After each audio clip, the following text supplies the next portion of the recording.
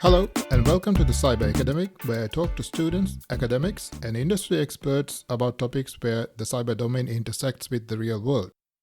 My name is Ahmed Ibrahim, and I am a lecturer and researcher in cybersecurity at Edith Cowan University. This is episode number 5 with Dr. Michelle Ellis. It is my absolute pleasure to speak to my colleague on this episode regarding the exciting work that she does at ECU. Michelle has over 2 decades of experience in teaching and education. She works at ECU as the Outreach and Engagement Co-ordinator in the School of Science, where she is currently working on a number of projects involving our science and engineering students, local high schools, and specific programs for girls and women in STEM. She also provides consultation to improve education in the Indigenous communities. Join me in this episode to hear Michelle speak about these and more. Welcome to the podcast, Michelle. How are you doing? Thank you for having me. It's great to be here. There's lots of stuff that's going on here in Perth, and especially in my area, and look forward to sharing it. So, Michelle, you work as the Outreach and Engagement Coordinator at ECU, and you have a few programs that you are involved with. But we'll get into those specific things a little bit later. Now, you started your career about 20 plus years ago as an English teacher in the Highgate Primary School, and since then you've been involved with teaching or the education space. So I'm just interested to know what led you to your current role in ECU. Okay. I'll give you a quick snapshot and it's really sort of underpins my philosophy. I think that, I'm an educator. I love learning, and I think that learning is pretty important. The sad thing about me is that I've never left school. So I went to high school, went to university, went into teaching at a school. But the teaching that I got to do was that I really wanted to try and develop my own skills. So I sort of took on all kinds of jobs that, whether I was actually, fully qualified or not, teaching at a TAFE, teaching at an unemployment centre, teaching adult migrants, working with Indigenous students. I worked at an after-school tutoring centre that was for kids who were kicked out of their local schools, for parents and for kids with disabilities who had low literacy skills. And so I was lucky in that I took any job that was where I was at the time. Started off in Sydney, went out to the country, out to Mudgee, out to Dubbo. Then I went up to the Northern Territory, into Darwin, out to an Aboriginal community out at the Daly River at Pepperminati. Then I went over to London and I taught ESL and English as a second language in a London school. Back to Sydney at the after school centre for kids who couldn't be at school. And then over to Perth into a ESL centre, adult migrant centre, and then into the local primary school working with the refugee kids. And the whole idea was that I took any job, got the skills that I wanted to do. I worked in that passionate area that I just wanted to make a difference. I wanted to help others. And so from there, so in Perth, and I just mooched around here in Perth and, went from one job to another. I've been here now for 20 years. And I went from teaching primary to teaching high school, now to teaching at the universities, and was a principal for one stage as well. So again, my skill set has been quite developed, and really that's what I was always doing, just, chasing new learning opportunities. It's so inspirational to actually hear that you've been working with diverse sets of people, helping them in their education and learning. In this regard, you currently work as an educational consultant with the Indigenous community. Now, in my very short time as a lecturer in ECU, I have only noticed very few Indigenous students in the cybersecurity courses, for example. So because of your consultation work and your current outreach programs. Do you see any gaps where we could focus on to actually encourage more Indigenous students to join cybersecurity, for example? One of the things that I have definitely seen is that Indigenous kids tend to follow the careers of where you can be who you can see. So, for example, on our remote Aboriginal community, I was a 45-minute flight away from town. We were a 4-hour drive away from the city. And we had generators and river water, and we had nothing out there, but it was awesome. I stayed there for 3 years because I loved it. Right. But nursing, that was on the community. A lot of the kids came through the school and they wanted to be nurses. Same as when I was working at Clontarf Aboriginal College as well. I was there for 4 years as a literacy and numeracy teacher. The kids, football was a big part of their world, so therefore that's one of the things that they followed. The other one is, the police, because, they have liaison officers and that sort of stuff. So they tend to follow and take up careers on the areas and in jobs that they can see.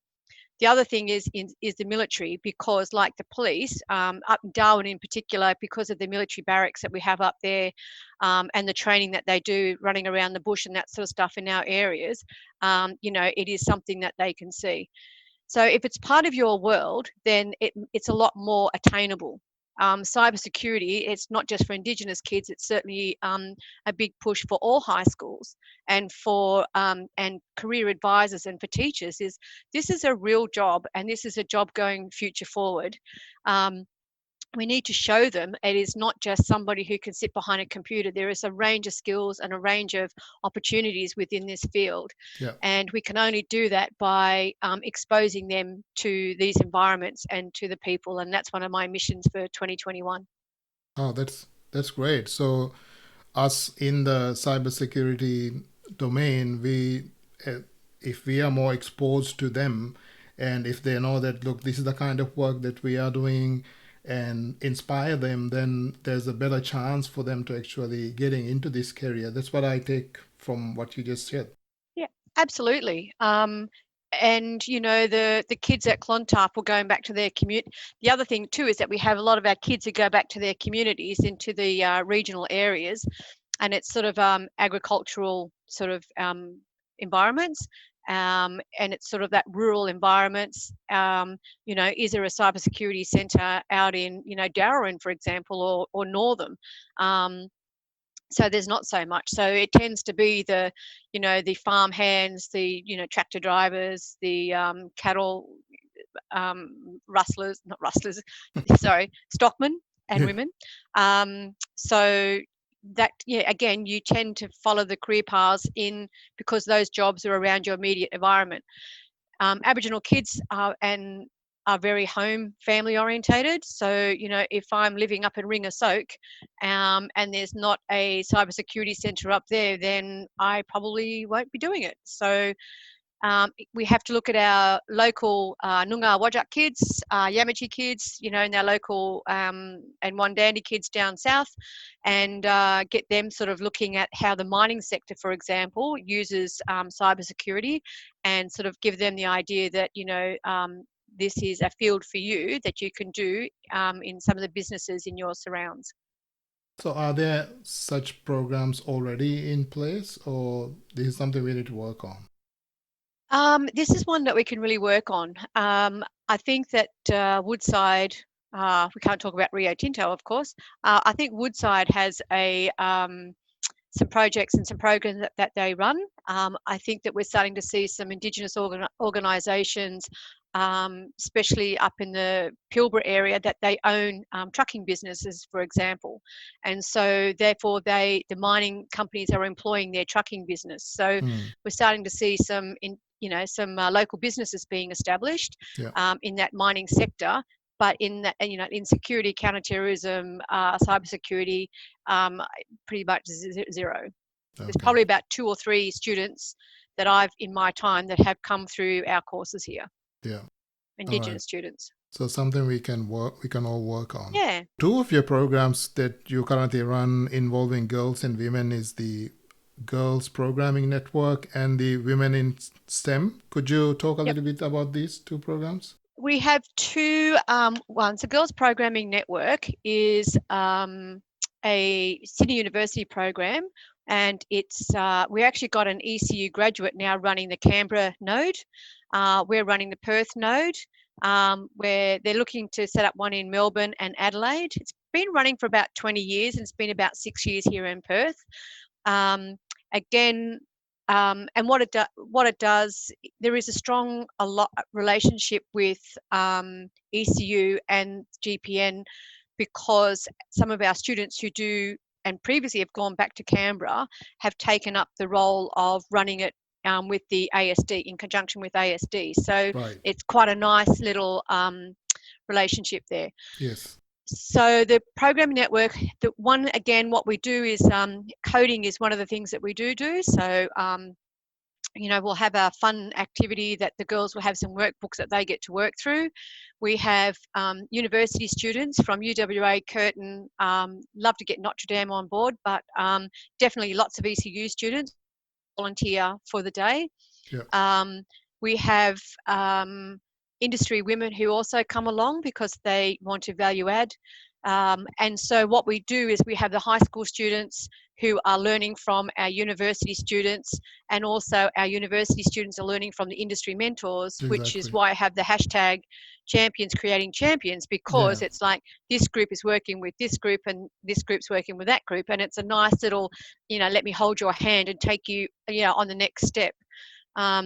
And similarly, the industry women love coming in because they like to sort of hear what's happening at the university and sort of new things that are going on, new ideas, and also to see what our students look like, because if there's job opportunities and they've already sort of met them and understand what their coding capabilities are, their communication and collaboration skills, or their soft skills, then when they put their resume in, they're got halfway through the door already. Yeah. So it's a nice little sort of networking opportunity as well. I love that hashtag, champions creating champions. um, do you think the job market or the industry itself currently encourage girls or women to get into STEM or even continue to be in STEM? Some of the things that I are hearing still in conversations with different events that I go to, like, so I go to the Women in Technology WA, well, WITWA, I go to their events. ACS have Women in Tech events.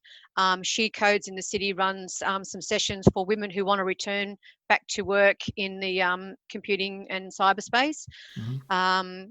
And part of it is like we have lots of people who are doing some really, really cool things, engaging girls and showcasing, computing and security to girls as being a viable opportunity.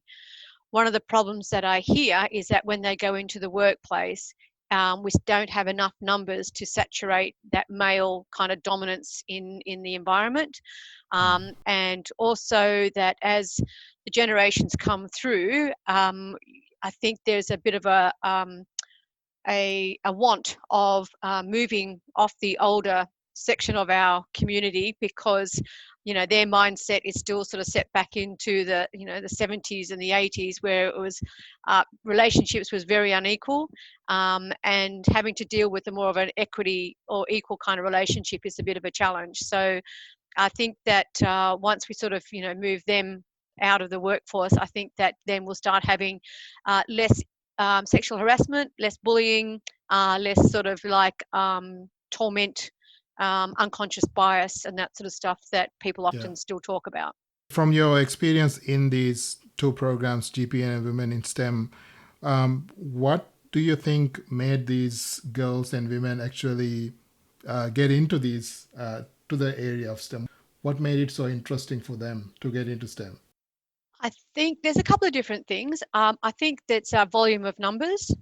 So all of a sudden they get to work with a larger cohort. We still, girls, we still like going to the toilet in pairs. So, we like to do things together.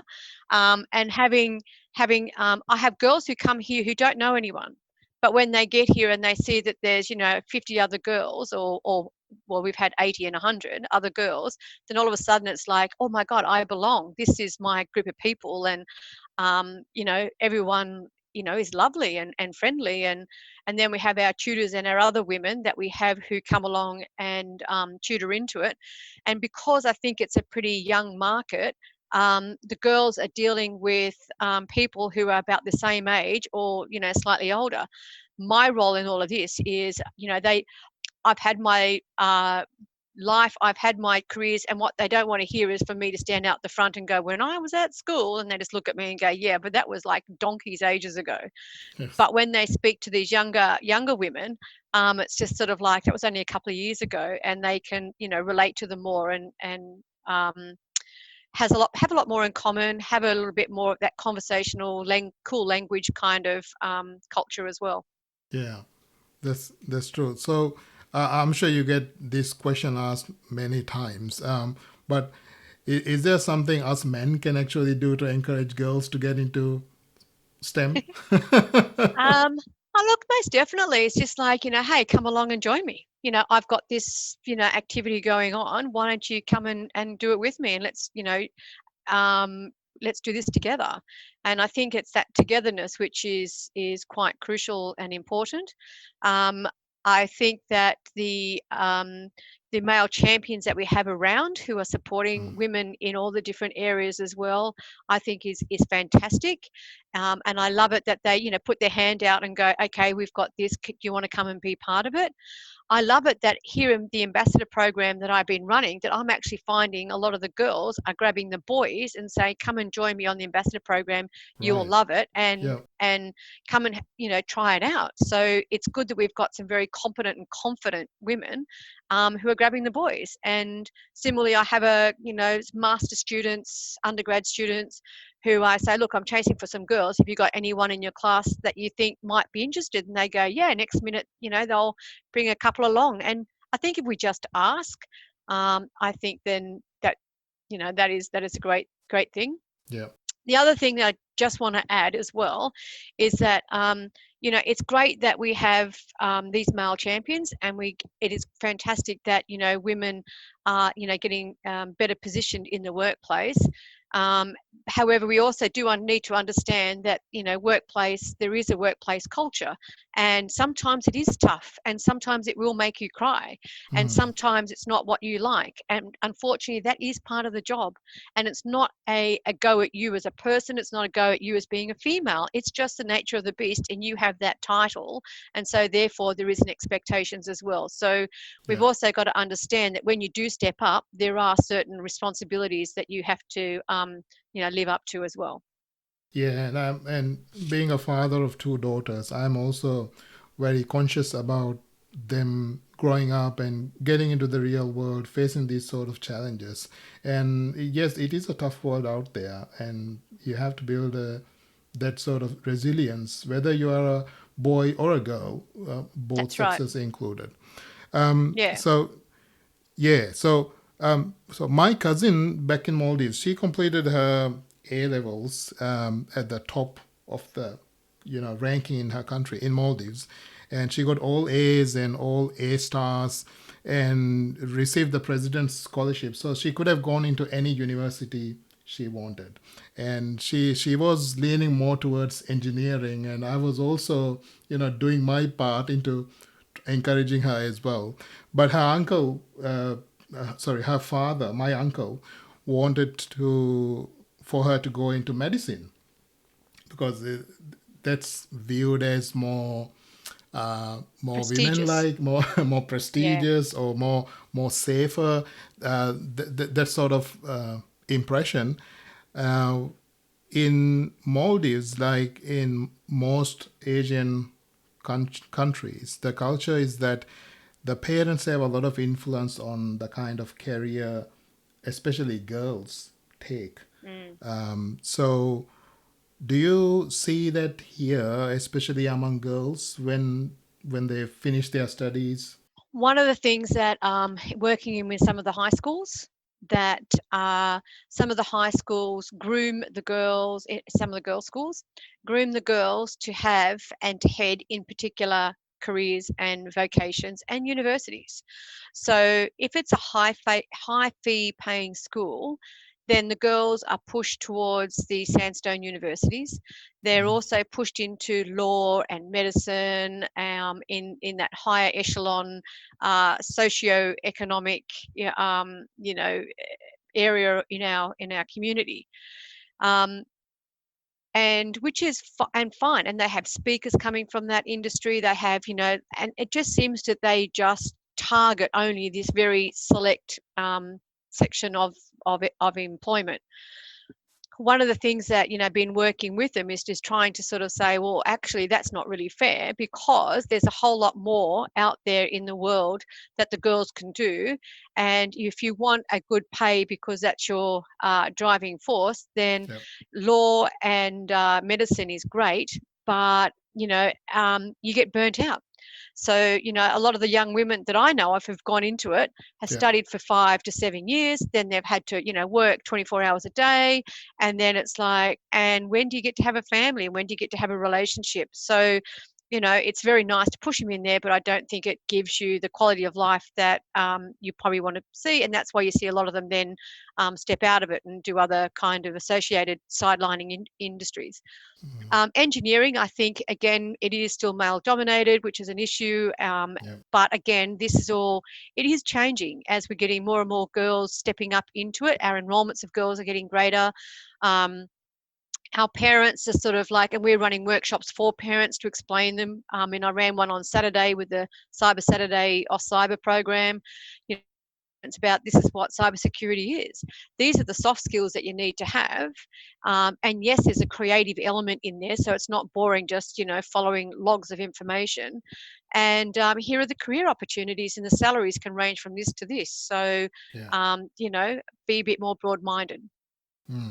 What do you think we should do in terms of encouraging parents to be more open and flexible about these choices that students make or girls make?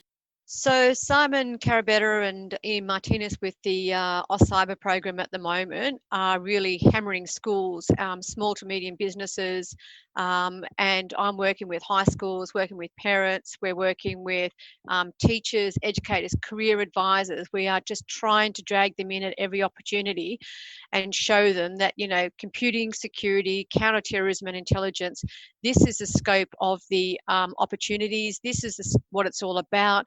It's not standing in front of a military, force.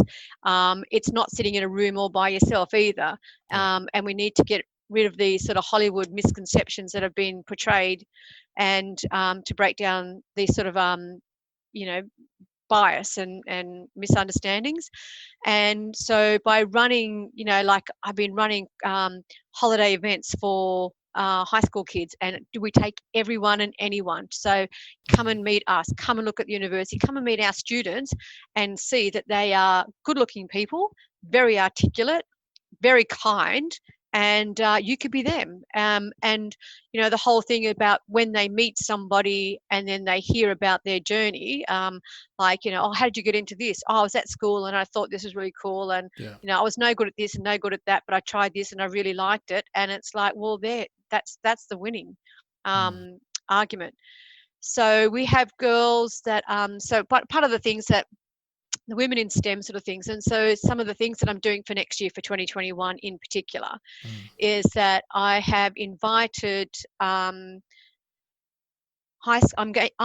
inviting some of our regional schools. So I'm looking at Mount Barker, Darwin, Northern, Bunbury, and they'll have first refusal to bring their Year 11s to a talk that's going to be held at either CyberCX, either at Microsoft, either at Kinetic IT, hopefully Woodside, Bankwest. And again, schools, you work in a bubble, you don't really have much time to be outside world. And having been an ex-teacher, I cannot believe the fishbowl that we used to live in. But the chief scientist was saying is there's not enough partnerships between education and industry. And we're saying that these girls, we want them to be stuff, but the schools are not inviting us enough into their workplace.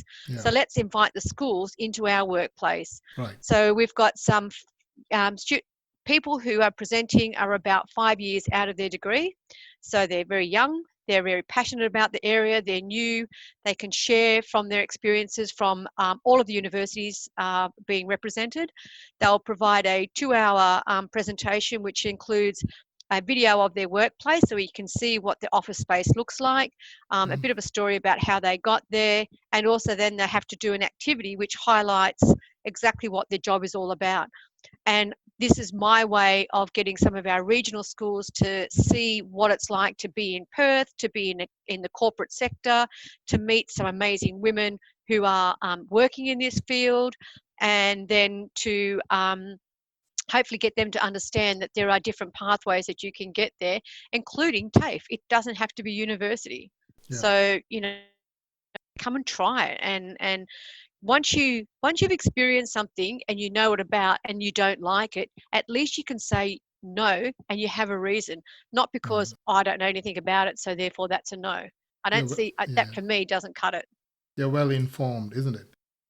Yeah, exactly. I think that's very interesting to get that kind of simulation of the actual thing and get a taste of what it's actually about, and then take a more informed decision. I think you've already mentioned a few already, but you have a couple of other programs where you have ECU students in School of Science and Engineering to actually volunteer and work with you along with high school students. What sort of work do they do?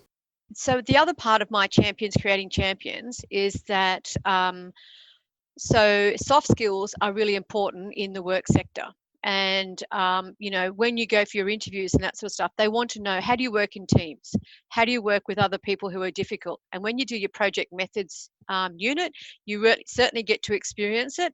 Everyone who does it always walks out and just saying that was the worst unit that they've ever had to do, because working with other people is so hard. I've never come across a student who said they really love group projects. Everybody, myself included when I was a student, didn't like group projects.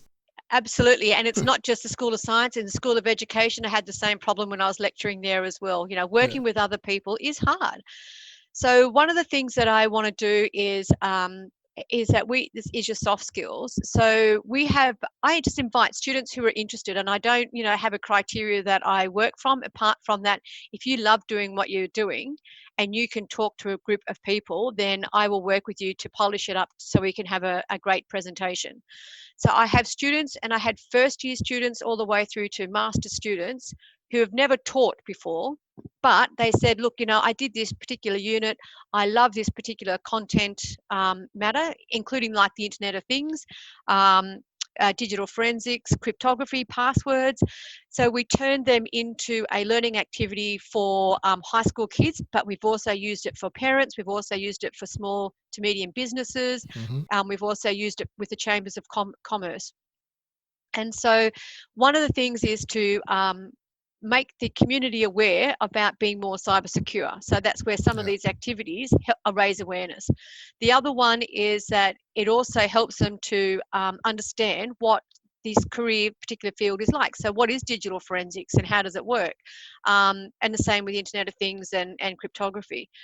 The other part of it is that you then you have to write up the presentation. So you have to use your knowledge, and good learning is about having to teach somebody else stuff that you already know. And if you can explain that to other people, then you're pretty well firm in your own mind about what it works and how it works. So I've had students here who have worked with me in the initial stages, and we team teach first, and we learn it, and we talk about the, how to teach and the classroom management, the delivery style, the way in which you make everything flow so it has a logical sequence.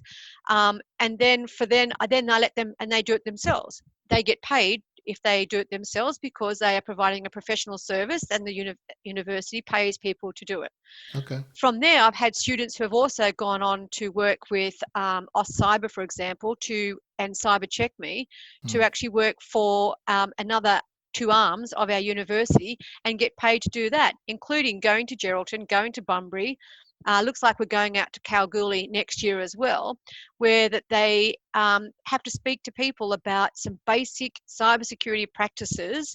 That is, your first year kind of content, and just raising people's awareness. And again, there's money and payment in those opportunities. Now, these students, the best thing, lots of things that really go well with it is that on their resume, they can write, I have volunteered doing GPN or Women in STEM, or I have volunteered teaching my after school coding club. And I'm part of this association, which is this CASA Student Association. I'm part of the Australian Computer Association or AISA Association. And then work history. I've worked for Aus Cyber presenting password security. I've worked with Cyber Check Me doing consultation and presentations with small to medium businesses. I've worked with Michelle providing a workshop to parents, to teachers, to high school kids. Why wouldn't you want to employ somebody who's got that? Exactly. Yeah. So that's such a valuable thing for students to build up their soft skills, polish up their knowledge, and getting to travel to other places, and also getting paid in some instances while doing that, isn't it? And of course, this will translate to lots of positive, demonstrable experiences on your resume, which will boost their career opportunities. So, how early should students get involved?